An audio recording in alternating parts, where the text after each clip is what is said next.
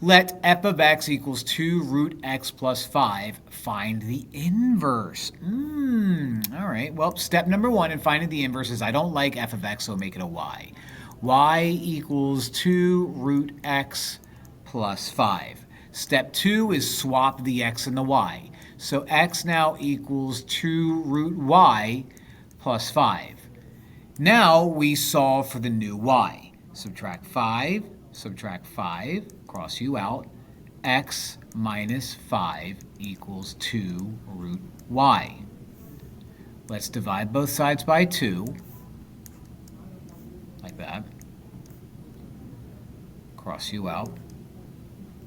And now I have x minus 5 over 2 equals the square root of y.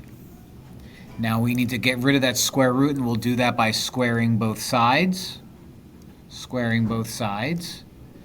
square and the square root cancel each other out, so y is going to equal x minus 5 over 2, all of which is squared.